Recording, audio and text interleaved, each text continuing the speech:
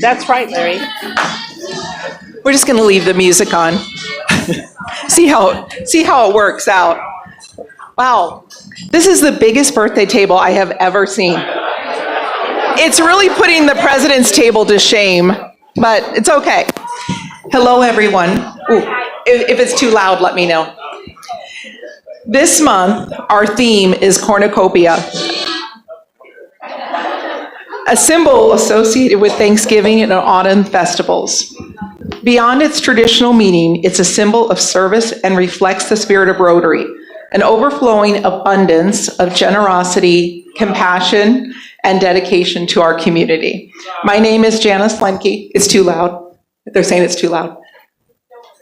My name is Janice Lenke, and I'm proud to serve as the 103rd president of the Las Vegas Rotary Club. Thank you. It does my heart proud to see the room full. So what a great group. I'm going to invite Tony, past President Tony Kern, to come up and do our invocation.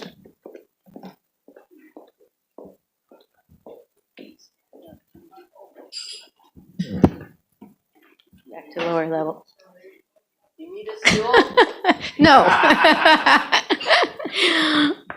I recently attended the After Hours Rotary Club, and one of their members gave a very impactful, in my view, invocation. He does poetry and writing, and he was kind enough to allow me to share this with all of you, so I hope you enjoy it. And as an invocation, it's one to call upon others for some kind of good service. So I'm calling upon the Rotarians, builders of hope. Hope doesn't just appear, one act of service at a time. It's built. No one builds it better than a Rotarian. We see darkness and we bring light. We see despair and we plant possibility. Where others see problems, we see people worth helping, worth lifting, worth believing in. Hope isn't a speech or a slogan. It's a meal served, a child educated, a community rebuilt after loss. It's the quiet power of showing up again and again because we care. Rotarians don't wait for miracles. We become them. With every handshake, every project, every smile shared across cultures, we remind the world that kindness is not extinct. It's alive, and it wears a Rotary pin. So let's keep building. Let's keep believing, because when a Rotarian shows up, hope shows up also.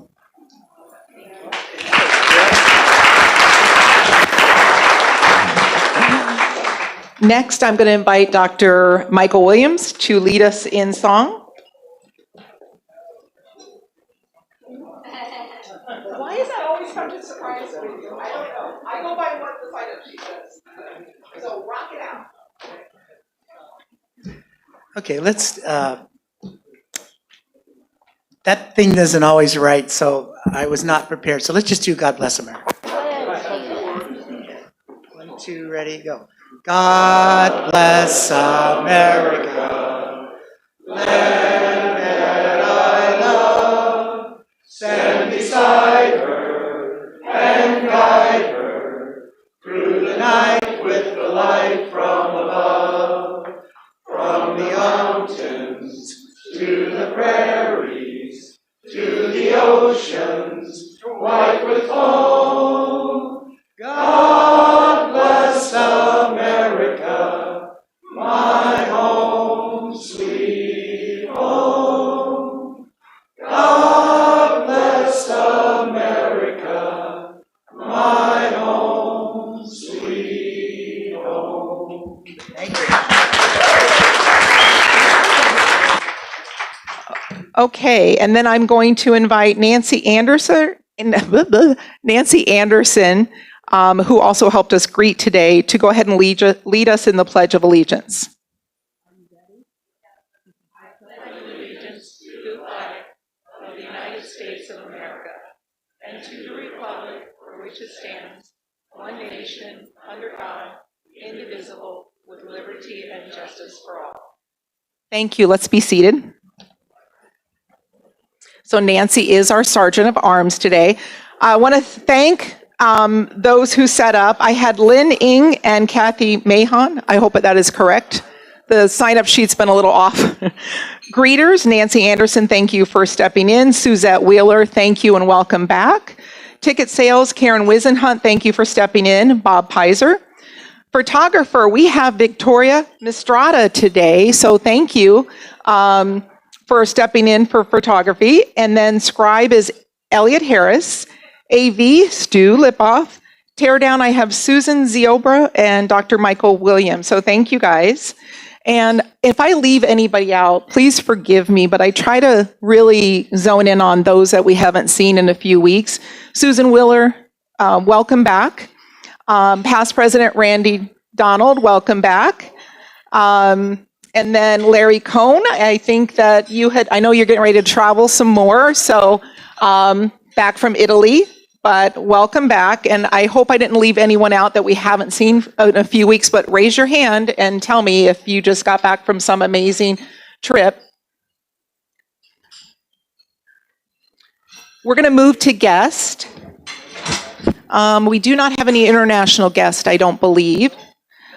We have visiting Rotarians. I know Gina over there in the neon orange has some guests.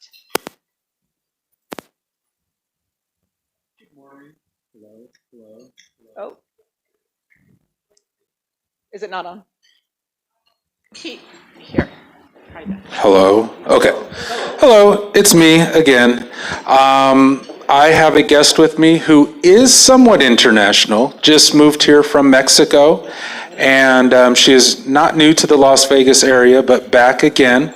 While she was in Mexico, she has been in Rotaract for 11 years, and in that 11 years, she has been what would be the equivalent of a district governor to Rotaract, and she is now in Las Vegas. We tend to work together to bring Rotaract back to Southern Nevada, and hopefully we can get you guys here on board with us to help us do that. And her name is Celine Montenegro, so I'm going to pass it on to her.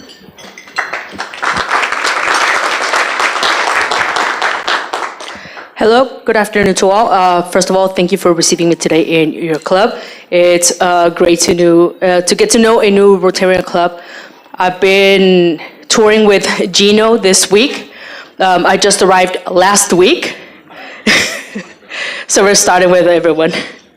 I've been a Rotaract, as Gino mentioned, for 11 years. I started when I was 18. I'm now 29.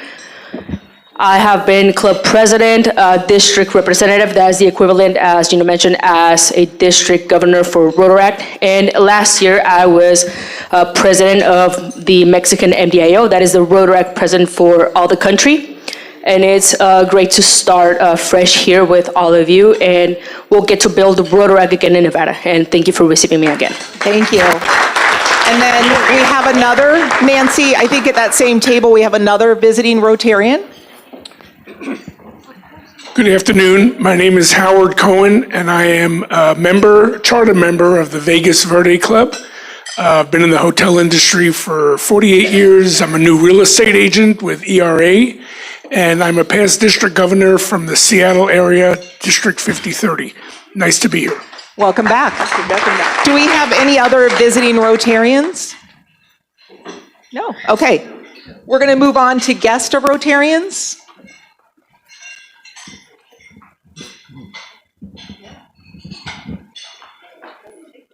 Madam President, I have two wonderful guests. One is Dr. Rao, who will be inducted today to our club. And the other one is Devi Puvada, his beautiful wife. I am so pleased to introduce both of them as my guests today. Thank you.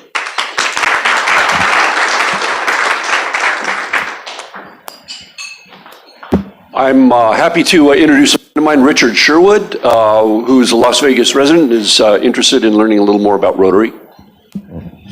Thank you, Don, and thank you for having me as a guest. As Don indicates, my name is Richard Sherwood, live in Summerlin. I didn't think I would ever come back to Las Vegas, but when I got discharged at Nellis, 2 or 3 decades ago, maybe a little more than that, I'm back. After graduating from University of New Mexico, I joined the Albuquerque Police Department, spent a few years there, and then ultimately went as a federal law enforcement officer, which I retired in 2003. But before I did a little bit of work for another component of Treasury infrastructure building in former Soviet Union, and also went to work for State Department in 2006 doing counterterrorism training in Asia, Africa, South and Central America. But I'm home, I guess, and so it is retirement, except my wife and my new job is to travel, and we do. Thank you. Well, welcome.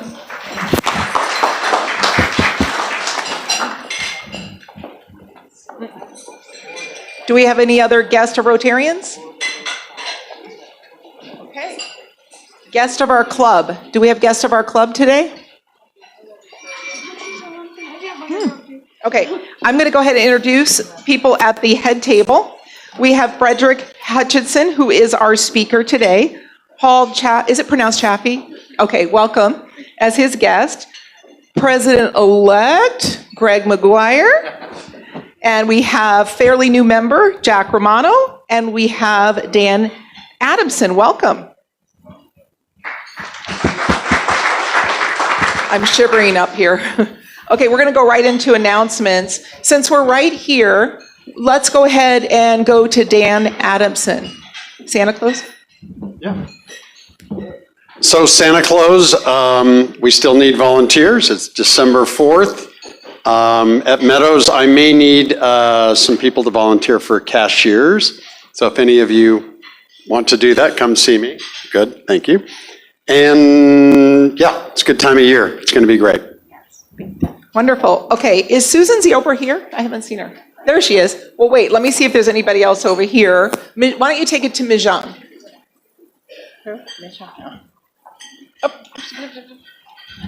Hello, Rotarians.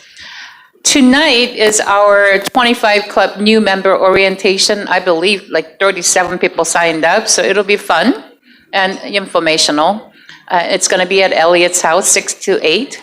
And also, the 25 Club member graduation is on December 10th, and it's going to be at Rendell Brody's house from 6 to 8. Thank you.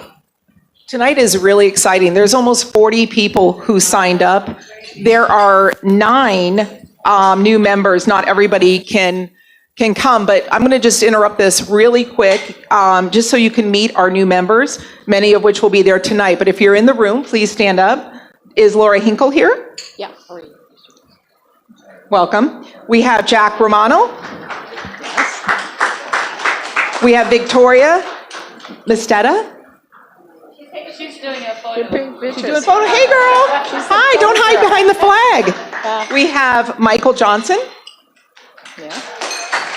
I know she's not here, but Kathy Govero, you will see her tonight. We have Martha Garcia. Okay, we have Laura Perkins. Laura's here. Laura's here.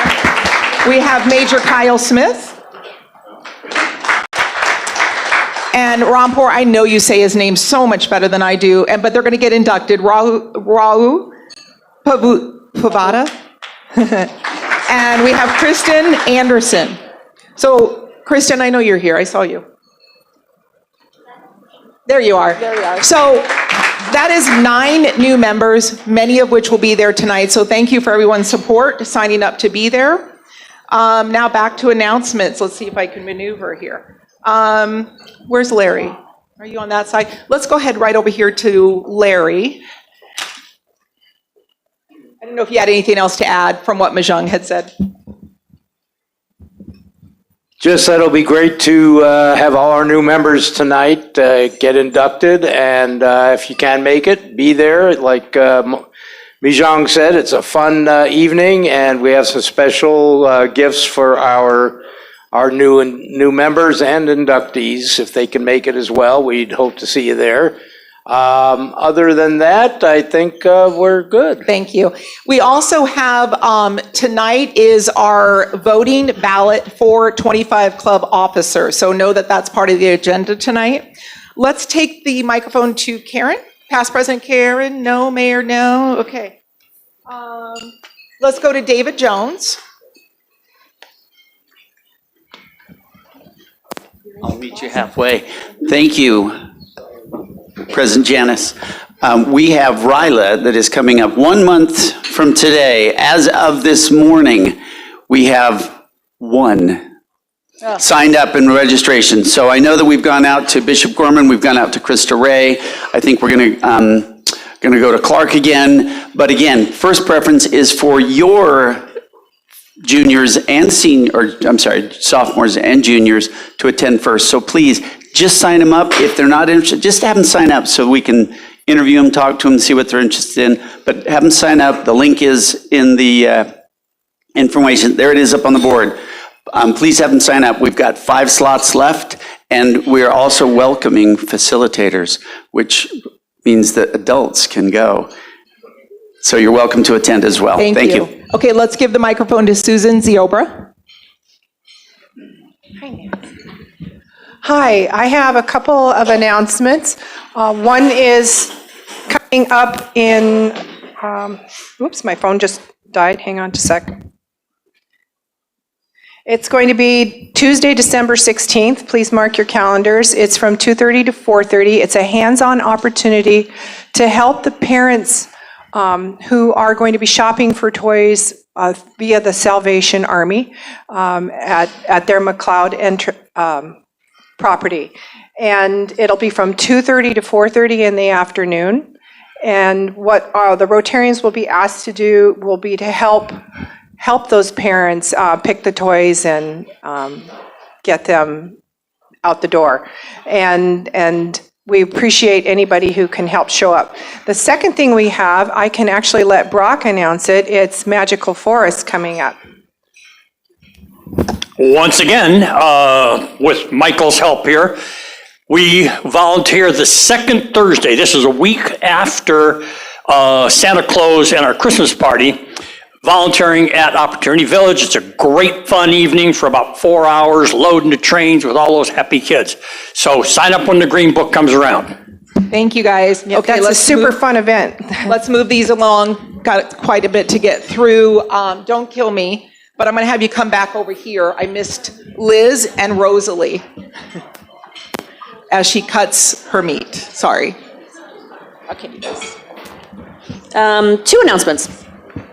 1, Rotary Holiday Party. It is the 4th of December from 6 to 10 at the JW Marriott over there on Rampart. If you're planning on attending this year, it came out, I think, in the wheel and I think in an email that went out. If you could email me a picture of you from the holidays when you were young. We're going to be doing a little game with those at the event, and there will be a prize for the winner. So send me some kind of holiday picture. Also, Rotary Friendship Exchange. We've got 3 spots left. We've got hotel booked, we've got flights booked, we've got tours booked. If anybody's interested in joining us, we have 3. There's some people that are interested, so get on it. You can see me or you can see Rampur, and we can add you to our group. Thank you. And over to Rosalie. Grab it, come on.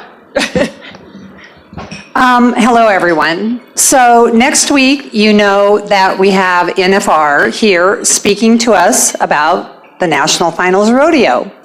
When I interviewed him to do so, he asked me a little bit about my history with Rotary. I shared with him that I am on the foundation board, and in doing so, he said, "Oh, great. I'm going to give you some items to auction off for your foundation." So what I want to remind you all, which you've all received an email regarding what those items are, we're going to do a live auction here with Tim Keener, who is the president of Las Vegas Events, who will also be our speaker.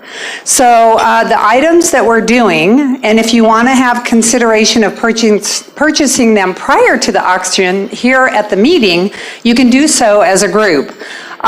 We have Montana Silversmith custom branded Las Vegas Spurs, and I can guarantee you they're beautiful because they're sitting in my office. Those are $200 value. We have a signed 2022 NFR participant poster valued at $320. We have plaza tickets for 2, including parking, which is also valued at about $880. So if you want the entire package and you'd like to do so sooner than next week, it's $1,400. Otherwise, we're going to auction them off individually.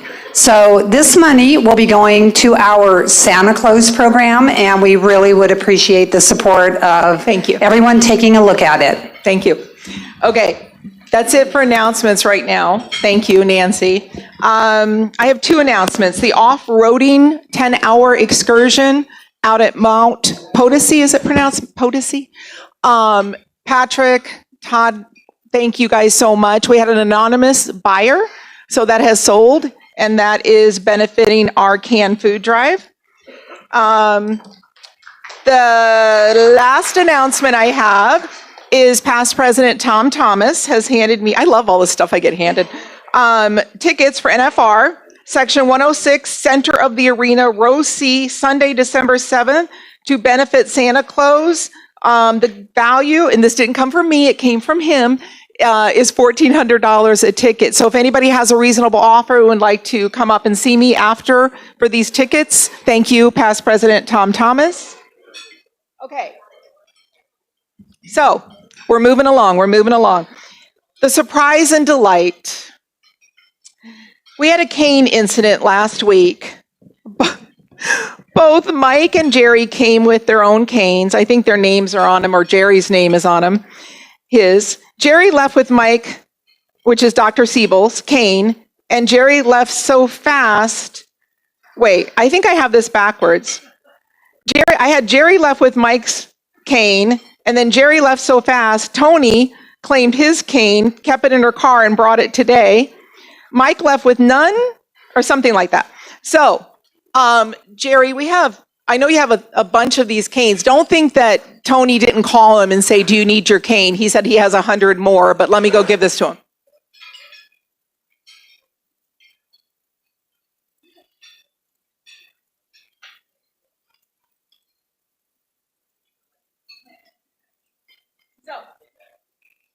That is that.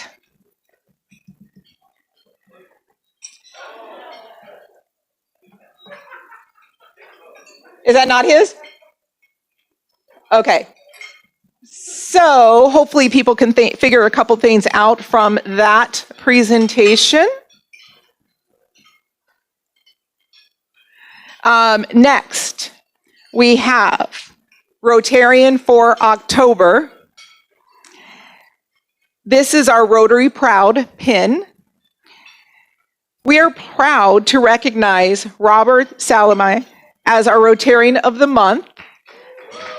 Come on up.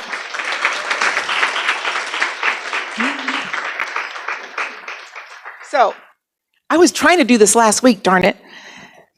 I know, you were gone. No matter what's going on outside of Rotary and inside Rotary, he steps up to volunteer and take on weekly duty with enthusiasm and dedication. Your help at the Halloween party, from setup to food prep to manning the check-in table, was instrumental to our event's success. Your commitment and positive spirit truly embody the Rotary motto of service above self. Thank you. You're welcome. Thank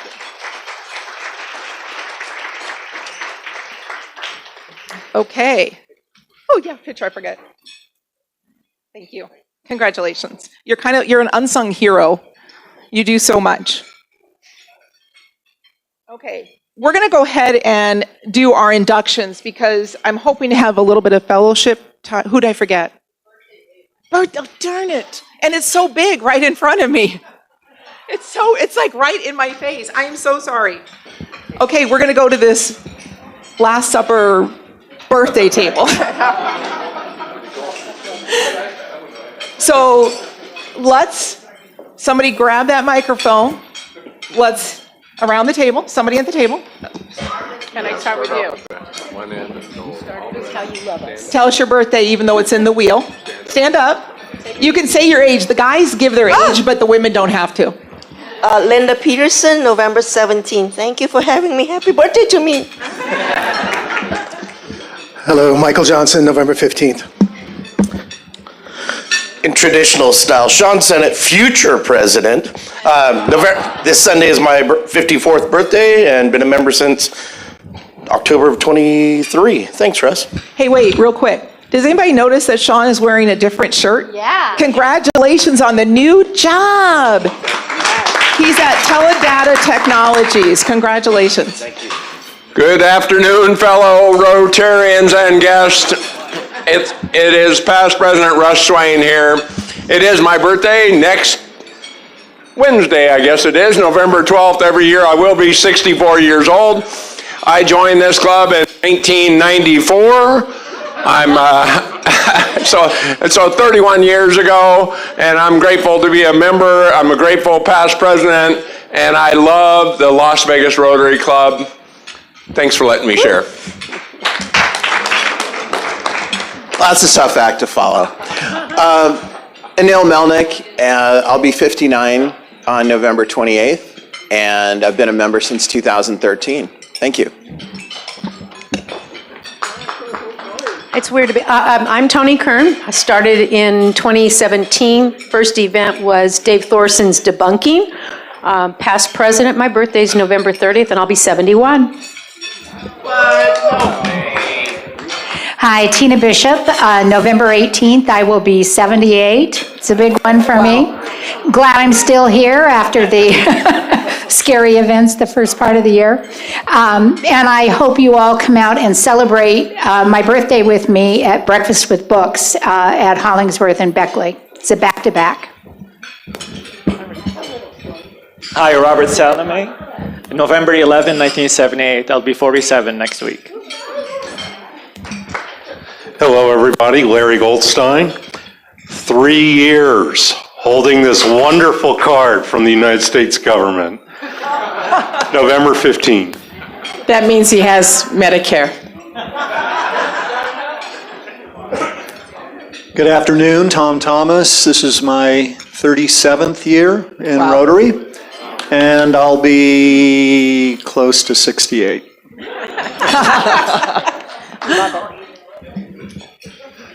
Past President Richard Jost, when I came in, I couldn't find a seat.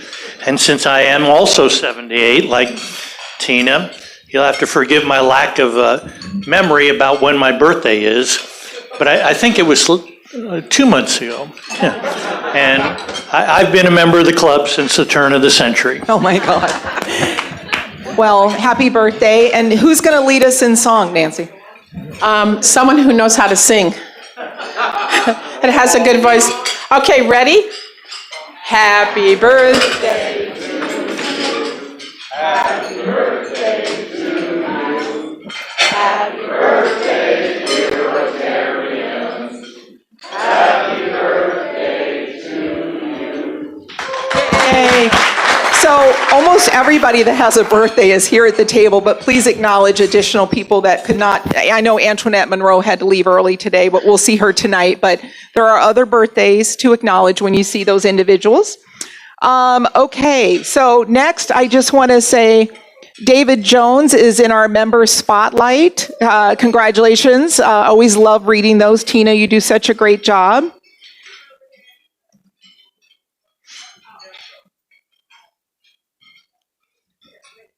I know it's such a big table to get a photo. Thanks for doing that. Okay, we're going to go ahead and we have 2 inductions today. I'm going to invite Larry and past president Karen Wisenhunt to come up. And then hopefully we will have time for fellowship.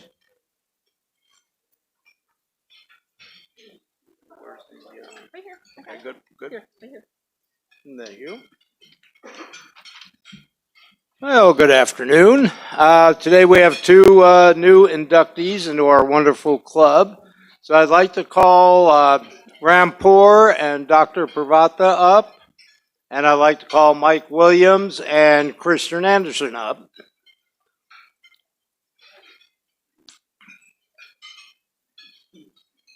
Rampour will introduce Dr. Pravata, and then Michael Williams will introduce Christian Anderson. You first. Okay.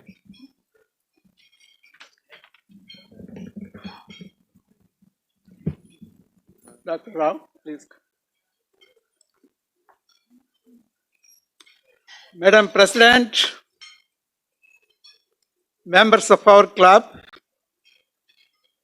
it is my great privilege, pleasure, and honor to introduce one of my very close friends to you to be the member of our club, Dr. Rao Puvada. I have a lot to say, but I'm not going to say all of it. But I do want to say something related to Dr. Rao, where he comes from. He comes from a place called Vijayawada. You may not remember that, but you do remember what I say next.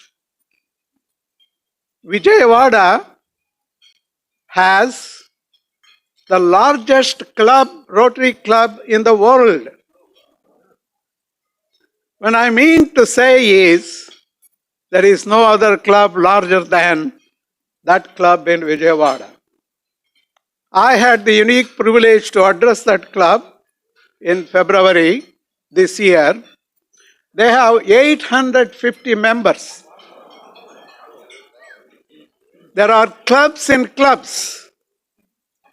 A club for business people, a club for playing cricket, playing soccer. So it's a very, very unique concept.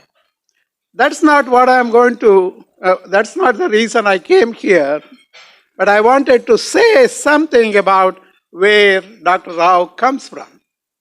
And that is that place, the largest club in the world. Now at least you can remember where Dr. Rao comes from. Rao has been in Las Vegas for nearly 20 years. Rao came to this country in 1975 to pursue his medical profession.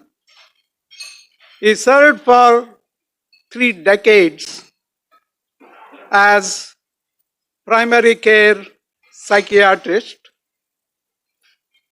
and then he eased into a part-time work on the way to his retirement. Now he is fully retired. He's very happy with that because he can travel. You name a country, Dr. Rao say, yes, we have been there. He's a world traveler. He's a world traveler because of his wonderful wife, Devi Puvada. She always goes with him. They are constant companions. Wonderful to see people like that to be friends. Now I am very much happy to bring him to our club. Although he was not interested in Rotary at all. How long it took Dr. Rao? Maybe 3 years to put that word Rotary into his mind. Not that he does not want to participate, but he was not really interested to get into big groups. But finally, he decided, yes, this is the time that I join Rotary.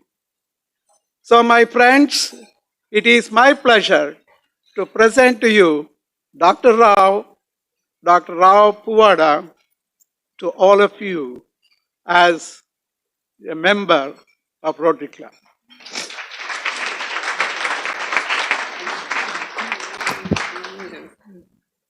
Thank you very much. I'm really delighted to be inducted today, and I hope I can be of some service in whatever capacity I can do. I hope I can be of some service in whatever capacity I can do. I'm really looking forward to it, and I thank you all again.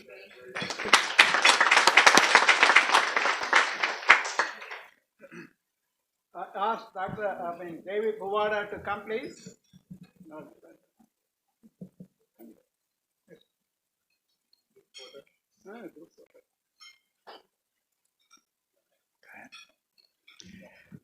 I'd like to introduce Christian Anderson. I just met him a few months ago. He's the co-owner of another company from another state and new here. And he was a new student of mine, and I always invite my new students to become a part of Rotary, and he jumped on it right away. He really has a big heart, and that's what Rotary people do, have big hearts. So welcome, Christian.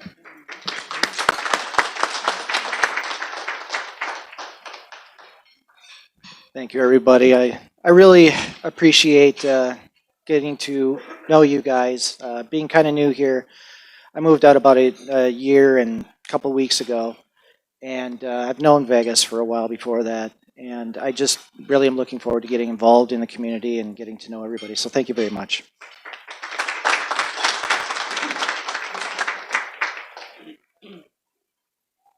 Okay, if I can have our new members step over here, please.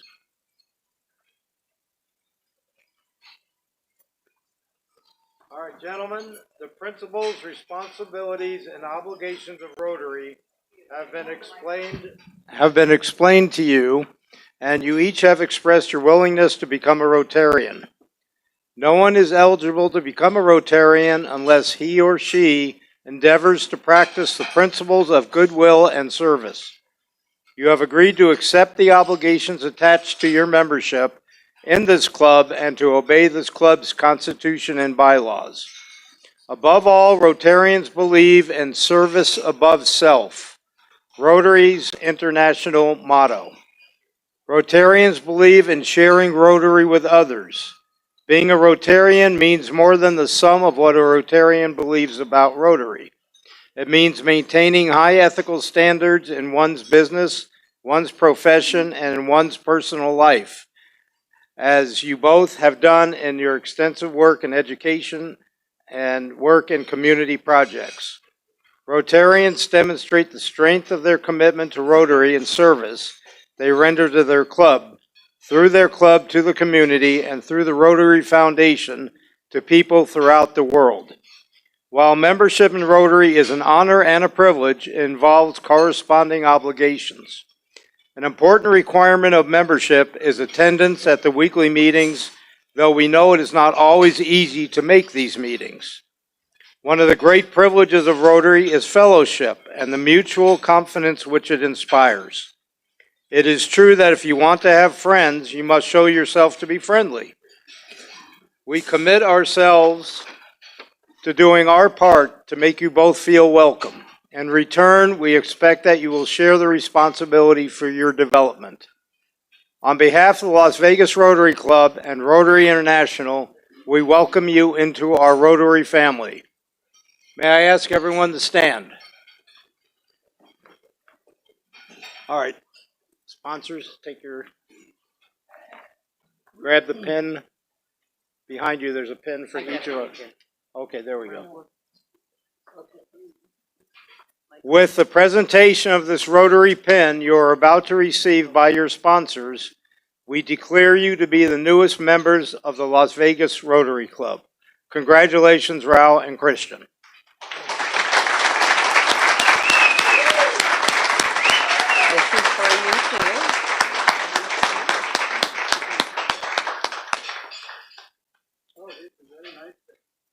Okay, everybody can be seated.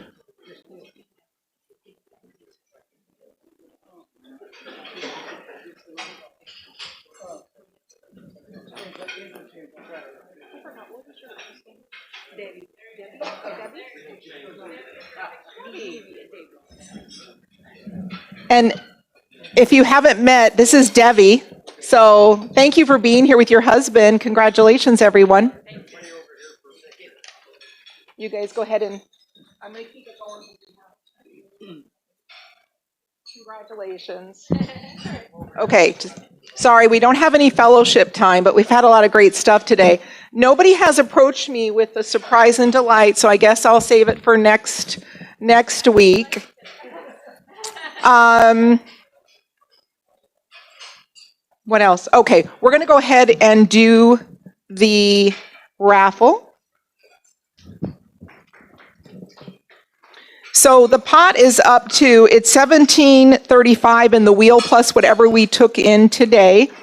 The ticket is 559-1810.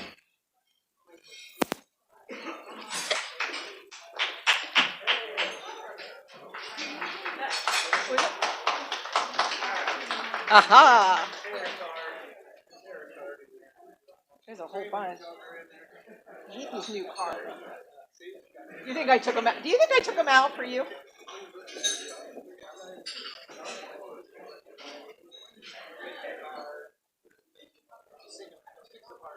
Six of hearts.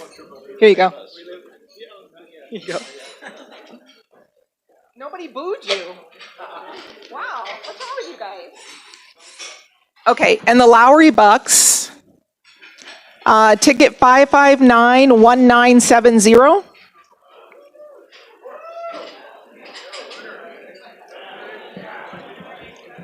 Okay, come on up. Who is it? Oh, I thought it was over here. There was a lot of noise. Hey, okay. I think I got everything. Did I get everything? All right. So I'm going to go ahead and invite President-elect Greg McGuire to introduce our speaker.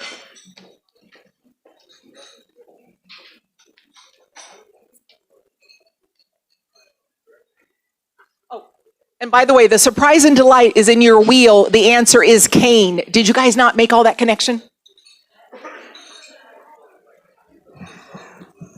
Okay, Rotarians, it's my pleasure to introduce Mr. Frederick Hutchinson today to be our guest speaker. He joins us. He's had a very storied career. He's had during his 20s, back in the 90s, he was running security for a lot of different organizations, UFC, NBA. I probably met Fred back when I was rushing the stage for Beyonce and the Kardashians. I think I saw Russ there too, so that's where we first met. You probably don't remember. We'll talk about it later. Then he did over a 20-year career as Henderson PD. Thank you for your service, sir. And now he's the Director of Operations for the Greenlight Group, which is does a lot of the same kind of security. He'll talk more about that. But the best thing about meeting Fred today was actually not Fred, but his middle name, which is Hutch. All right. And the minute of course, I flew for the Navy, and we all have call signs. And so when a guy with a call sign meets a guy with a call sign, the conversation goes from like up here to like down here, like immediately, right? So then we met his friend Paul Chaffee. Didn't have a call sign, so we'll call him Turkey because of the story he gave me. So the bottom line with Hutch is if he asks you to go turkey hunting or fishing, he's not actually asking you. He's probably asking the person next to you, right, Paul? Yeah, exactly. That's how it works. So that's how call sign people work. Hutch, come on up and give us some great words of wisdom here.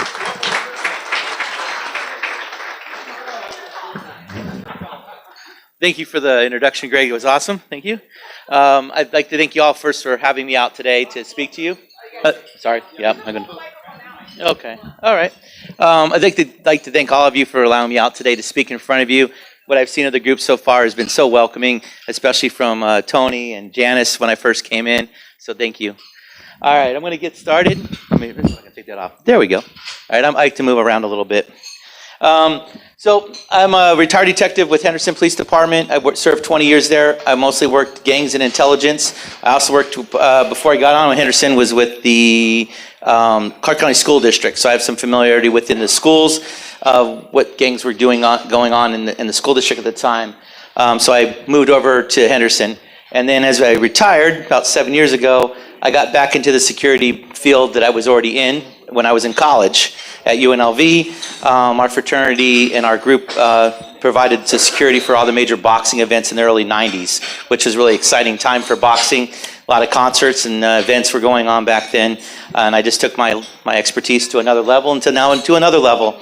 So now I'm a director of operations at Greenlight Group, or Greenlight Security Inc. is our secondary name.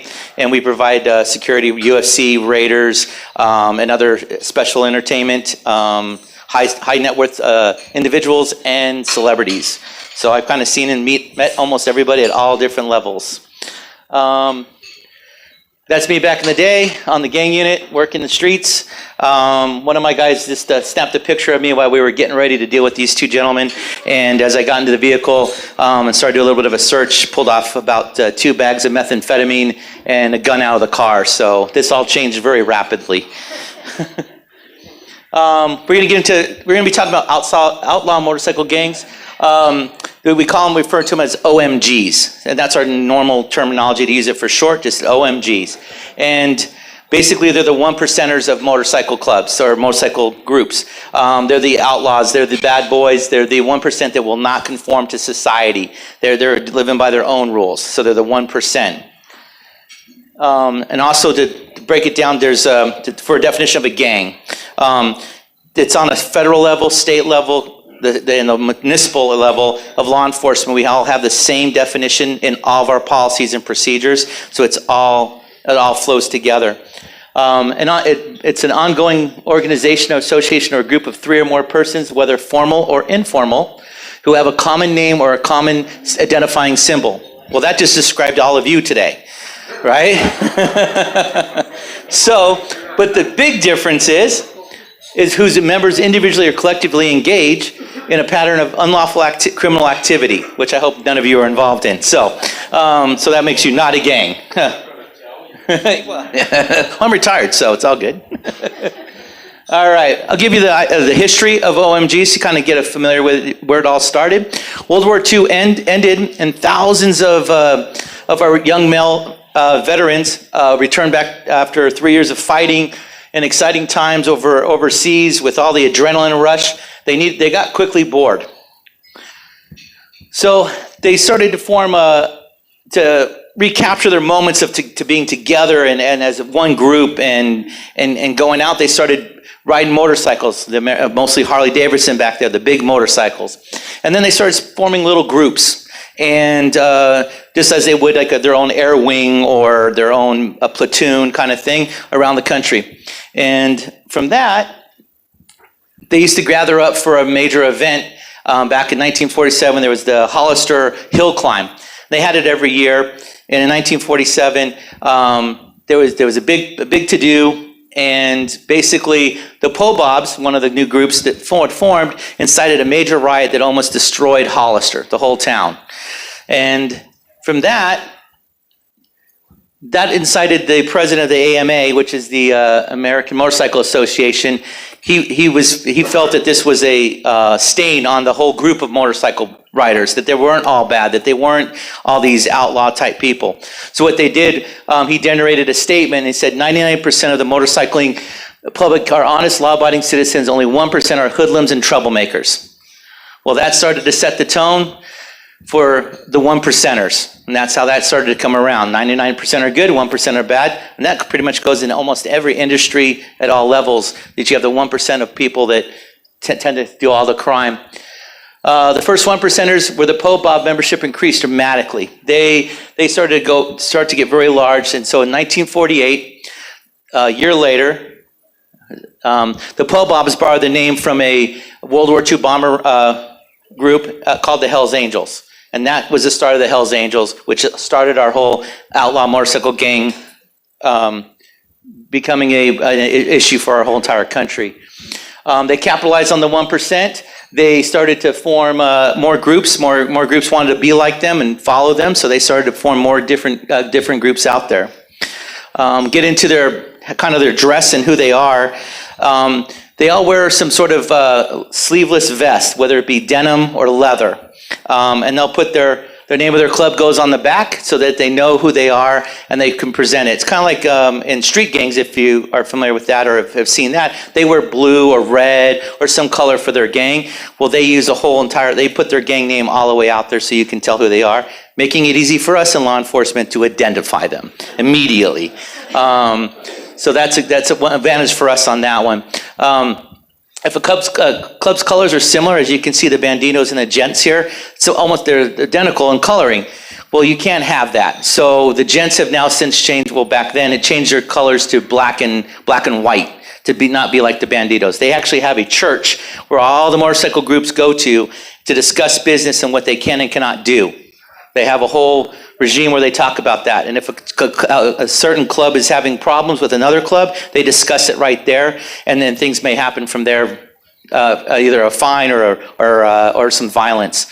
So they kind of police their own. And then you have certain groups that, like a normal veterans group or something, well, sometimes these guys try to conform to that and go to the church to get their patches approved, which I don't think is right, because you should be able to wear whatever you want as a society. What they do is they have they're called flash patches on the front of them. It kind of helps us tell us, and for law enforcement, it's really great for us because it tells you all about who they are and where they're from. So you'll have it where it says they'll have like the frontline crew. That's one of their most violent groups that they have within the Hells Angels. He's from the San Fernando Valley, SFV, and then he's got some other patches on. It tells us whether he's the president, sergeant at arms, or the treasurer. These bikers cannot live within our society. They have to, for some reason, they look like they're doing these Christmas runs and things like that, which is some charity work. It's all fluff. It should also show that, like, oh, we're really nice, but they're not. They're involved in some heavy criminal activity.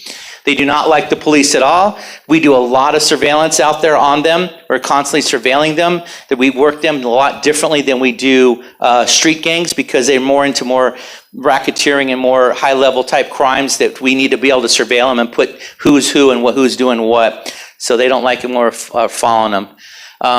So the main rule of thumb of who's an outlaw biker, if you're looking at patches on the back of a vest, is it's a 3-piece patch. So it's got to have 3 pieces. So the top rocker is the gang name, the Hells Angels. The center patch is their gang logo, so they'll have their logo there. And then they'll have MC for Motorcycle Club. And then on the bottom rocker, will tell the area of the chapter. It could be a city, it could be a state, it could be an area or like a county. They'll put that on there, so that you kind of know where they're from, because there's clubs all over the United States. But we have some that are 2-piece patches. But you can still see within the 2-piece patch, you can see the top rocker, Vagos, the middle is the logo, MC's on there, and the bottom is Nevada. So you can kind of still make out that it's like a motorcycle gang. Why these 2 groups here chose to do that, I don't have the real history on that yet. But you'll see other, like the veterans have a motorcycle club. The Marines have a motorcycle club also. Happy birthday to Marines, if there's any in the room. Let's see here. So then the next thing we notice on the front of the flash patches is the 1%. That's how you know for sure they're an outlaw OMG. The 1% is, like we discussed, the 1% that can't conform. So they'll have that tattooed. They'll have a flash patch on the front.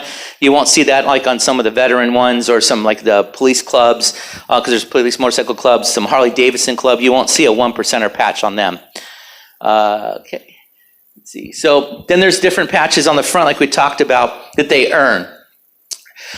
This guy's got several wings on there. Wings are sex acts witnessed by other members. It's kind of disgusting, but there's these are not pretty people. They're very disgusting. So they also have other like the symbol 13 on there for which stands for methamphetamine, marijuana, something to that we found out when we've asked them. Then they also have their patches to distinguish their violence. So we know who we're dealing with when we walk up on them, or you might be able to notice now after this class or this presentation that these are not the guys you want to go messing with at the bar. So here, the Banditos will give you this patch, expect no mercy. And so that tells you that guy has done something for the gang in violence. This guy, the Mongols use a skull and crossbones, and you can see he's got 4 skull and crossbones where he's killed for the gang. That'll be on there. So we found that out about this gentleman. And here. And then the devil head worn by the Vagos member who have committed a violent act, they were the devil's head. And the OMGs from Hells Angels will have the frontline crew, Filthy 666 crew, or the 666. So we look for those things on the front of their vests to know who they are. They also wear a dequello, meaning no quarter. So we'll see that. So it's kind of helpful in law enforcement that they wear all this stuff on them for us to find out who they are and what they're doing. And then, of course, they have all kinds of merchandise. They really have a whole system of merchandising. And you can you can wear it as a support club. If you're a supporter, it'll say I support member. It will never let you wear a fully thing that has a Hell's logo on it unless it says support. That's the only way a non-member can wear it. They have to have that support on there. If they get caught wearing the logo and they're not a member of that gang, they can face some either death, some bodily injury, most definitely. And I've worked a few cases like that where we've had to go off and arrest OMGs just for threatening. They take anyone that rides a motorcycle. It has to be 1,000 cc's. There's a limit. They have to be at least over 21. They have to have some sort of, they're looking for that criminal past because they want you to do work for the gang. Your first step in joining a gang is to hang around or prospect. So you're just going to hang around the club, drinking with them, partying, make friends, all that until they kind of like you a little bit, and then you have to make the determination whether you want to be in or not. So that's when you become a prospect, and you'll get a bottom rocker. That's it. Shows that you're in the group in that state or that city, and that's what you'll wear. And you don't have to earn your spot to get your center patch, and that means it's like if you have anyone in a fraternity or a sorority, those are your pledges. Those are the ones going around getting the beer, setting up the parties, washing the motorcycles, cleaning the house if they have a house set up or a headquarters. You're doing all the grunt work. And then if there's a fight, you better be in that fight and no questions asked. They want to see your loyalty. Once you do all that, you can get your full patch. And that's what they hand them out. And it's a big ceremony they do. They also have a club hierarchy, just like you guys have in the Rotary Club. They have a president. They have a sergeant of arms. This is his right-hand man that takes care of everything that needs to be enforced. Then they have the vice president, secretary, and so on. They do have books. They have a treasurer, so they keep track of the money they're bringing in. And they're the big four, the Hells Angels. As you're going to see here, all these clubs are international. They are overseas. They're in Australia. They're in Europe. They're in Asia. You have the Hells Angels. You have the Banditos, Outlaws. These are some of the ones you'll kind of see here mostly. And then on the East Coast, you'll see the Outlaws, and the Pagans are mostly in East Coast side, but they're also international. And then here in Nevada, the Vagos. They're a big, large crew and getting bigger and bigger and more violent here in the state of Nevada and Utah. The Vagos established back in 1965, so they've been around not as long as the Hells Angels. And then you have the Mongols. Also, they're starting to grow bigger and bigger over the years. They were founded back in 1969.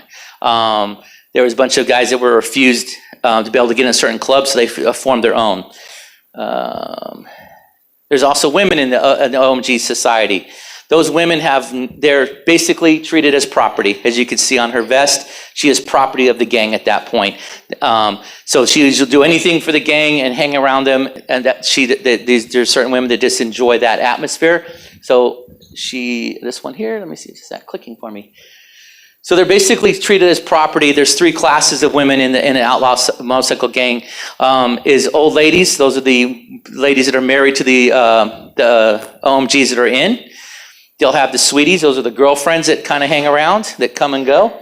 And then you have the mamas or sheeps. Those are the old ladies that have been around a while, that know the ins and outs, and they'll teach the sweeties or the new girl that's come onto the scene of the group. Women have no rights, no privileges in the gang. They can't vote. They can't do anything. They can't tell them what to do at all. There's a pecking order. So the more established women in the group, they become the top, and then everyone else has got to follow their lead. They will discipline, and if they're disrespecting a member, they will be disciplined. It doesn't matter who they are. It's just a terrible lifestyle. I don't know why they would ever get into it. But the reason why they have the women in the gangs is that they infiltrate. They get into police departments. They get into the ATF tracing center. There's a big case that went on with that. They get in at state DMVs. They get into things where they can organize and get information back to the club behind the scenes. I had to have a undercover name with an undercover background and all that when I was dealing with them, because they could run my plate, run me, and it would just come back as I was some normal Joe Schmo. It wouldn't show back. I came to the police department because they have that kind of reach. And then they do a lot of insurance fraud. So they have insurance agencies that they get involved with. They don't usually have their own bikes. There are biker clubs that are just women that are outlaws also, that kind of ride with them. They give them that respect if they're an outlaw. They're into all kinds of crimes, as you can see: stolen vehicles, assault and battery, prostitution, insurance fraud, murder. It's pretty much Hell's Angels versus everybody. They are the big boys on the block. There was major fighting over the years. Most recently, we have in 2002, the Pagans stormed a convention with the Hells Angels, and there was a big fight there. And then we had the Laughlin River Run. I'm not sure if everyone's familiar with that story. Down in Laughlin, there's a big run every year down to the river. It's called the River Run, and all the bikers from around the country come there. We were under surveillance for surveilling them. They started growing in groups, and then all of a sudden there was a big shooting, and fights broke all over a casino where there were several people killed and wounded. And then the most recent I'll go to is a shooting on US 95 near Wagon Wheel. Yep, that was Hells Angels and Vagos, because the Vagos are trying to press up against the Hells Angels. They're growing and becoming more violent. So that was definitely gang related. When we do enforcement, we're very careful with how we do it. We train for the stopping of these groups, because they like to ride in a big long group, and we need to know who's who in the order. So what we do is, this is how they run. The front is always the president, and then you have a road captain. The road captain is pretty much like my wife. She makes sure that we have when we're going to stop for fuel to go to the bathroom, hotels. So she's my road captain. So that's what that road captain does. If he messes up and there's not enough fuel and they get stalled, he's going to pay the price. So that's an important job when they ride. Then the members behind them, and the sergeant at arms is in the middle. And behind him are all the hang-arounds, prospects. Those people are behind him. Why? Because the sergeant at arms is going to break them off, because the most violent people in that group is the sergeant of arms, obviously, and the people that need to prove themselves. So they're back there. So they'll break off and they'll do whatever they need to do of any kind of threat to the group. They usually have a war wagon. There'll be a couple vehicles behind them, and probably a trailer to transport bikes if they break down. But in the war wagon are a lot of firearms, ammunition, pipe bombs, whatever they have that they feel they're going to need on this ride. There's going to be a war wagon, and so we're looking for we don't get too close. We trail them further back in surveillance until we can pick up that vehicle that we know is with them, and we usually get that vehicle stopped. So it's when we pull them over, there's weapons all over. I don't think I have So on the bikes, there's a bunch of weapons that they have hidden. Knives. We have a picture of one that had a shotgun that was mounted on the bike. So they get very ingenious with how they do that on the bikes to hide weapons. So we have to be careful when we approach. We make them hold their bike up. Don't let them put the kickstand down until we approach. We get a nice control of them. Then we get them off the bike and back to us. It's kind of a violent time for us. So if you ever see any bikers in a large formation driving down with patched up like that, just get out of their way. Don't try to block them. If you have to pull over, let them all go by. You don't want to be in the middle of any of that. If you're in a restaurant or a bar or a place and you see a bunch of them start to come in, you probably might not want to stay. Probably best to leave. And if you own a business, like a restaurant, hotel, or a venue that would attract these people to come to, putting up a sign saying no colors and addressing the issue right away is probably best. Twin Peaks in Henderson had a couple bikers come in. They were wearing their patches. They started, once the first couple were there, some more started to show up. Then some more started to show up. Then you had some other motorcycle people show up, and obviously it's going to be a clash. So Twin Peaks now has on that sign, as well as there's other bars in the city that have signs up no colors, because we in the gang unit look for that stuff. We get the calls and we go down there, we help enforce that and get them out of there, because they'll start to take over the business. So that's kind of just a brief, very quick version of Outlaw Motorcycle Gangs. I hope you enjoyed it. And are there any questions?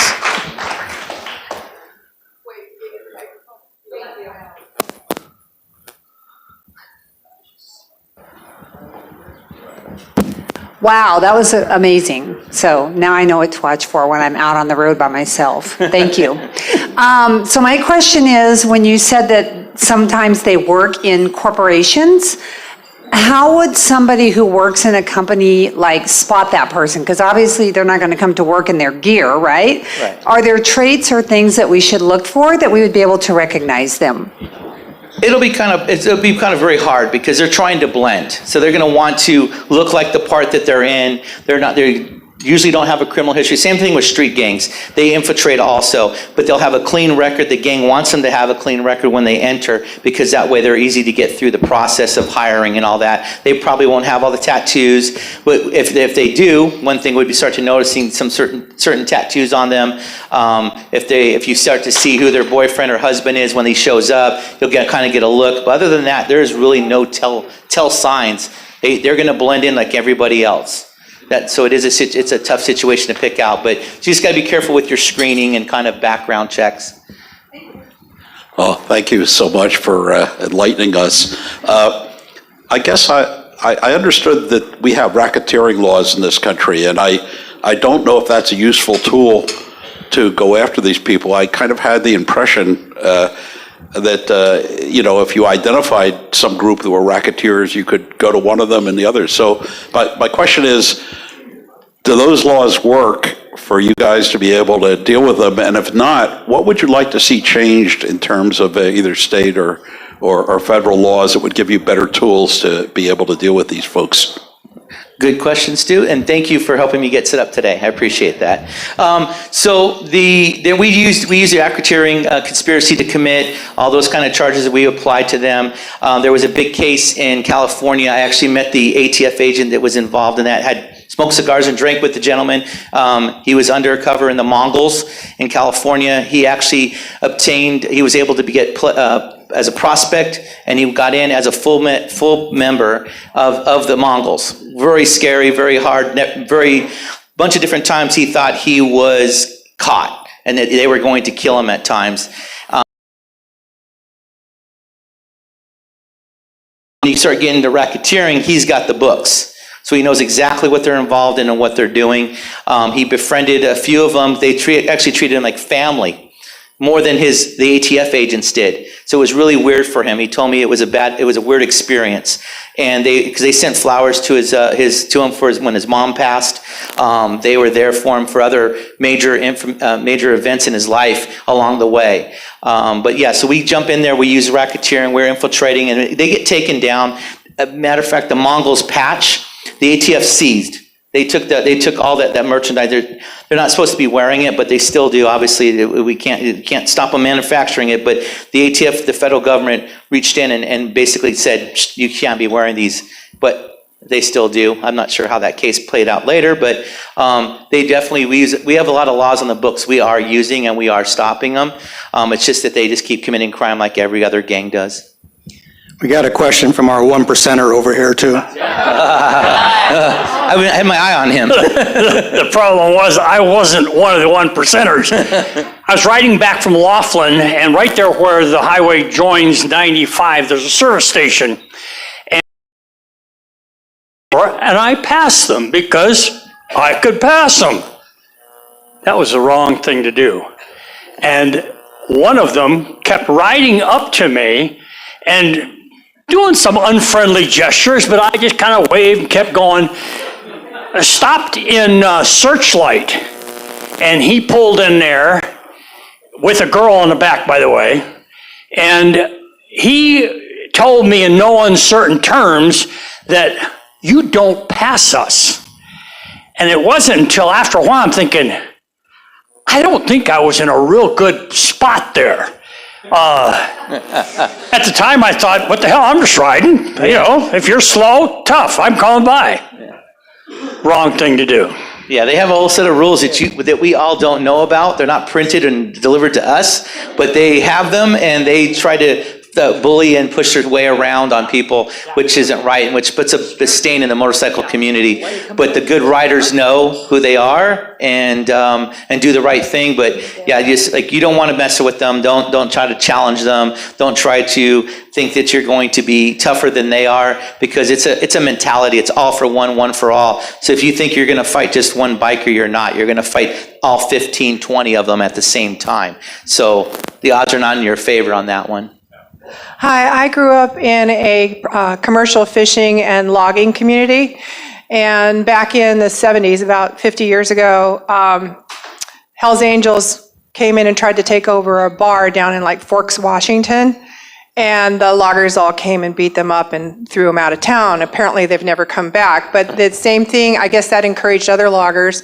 And up on Highway 20, up in logging country, in the North Cascades Highway, they were all parked outside of a bar and a Peterbilt or whatever just came in and just mowed them over.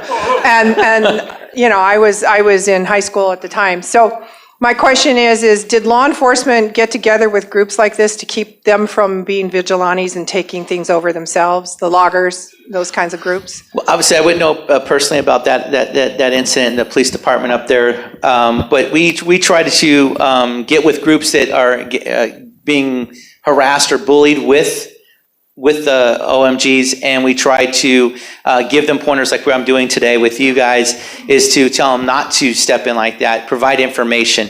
The way law enforcement handles OMGs is different than we handle most criminals.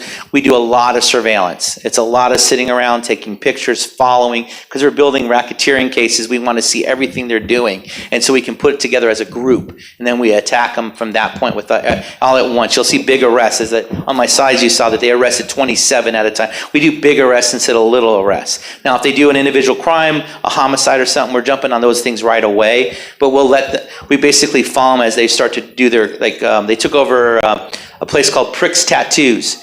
Gentleman was a great tattoo artist in town, did a lot of work on a lot of people, really nice kid, but some Hell's Angels show up, and tattoo shops are another place where they kind of take over, but they took over his shop, basically muscled him, and then muscled him to join also, and it was just sad because I knew who he was, and they just basically ruined his life and took over his business and ruined the business. So you just need to look out for that when you start seeing them starting to come around.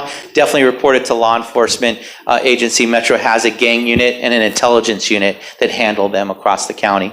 We have one more question. One more. David, do you want your question? You good? Yeah. Okay. No more. Does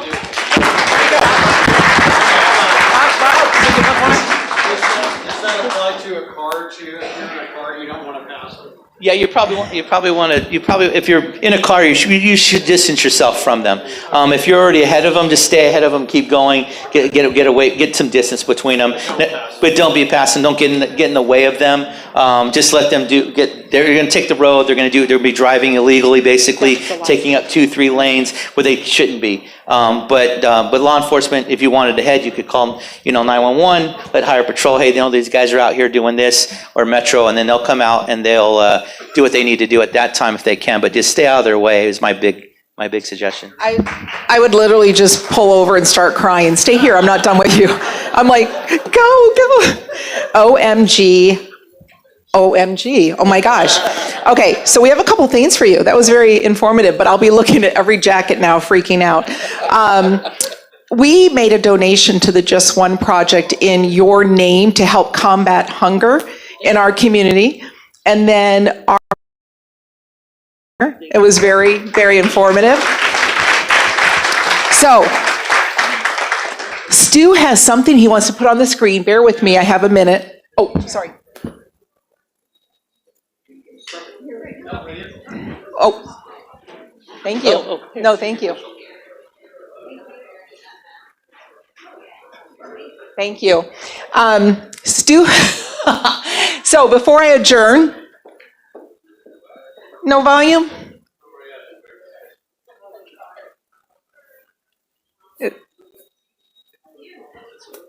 The volume's not working, but Karen, it's pretty scary, but yeah, I don't know which one of us it looks scarier, but no. So that was a lot of fun. Okay, so to adjourn our meeting, as we enter this busy season of gratitude and giving, let us celebrate the many ways Rotarians share their time, their talent, and their resources to make a meaningful difference. Thank you. Meeting adjourned.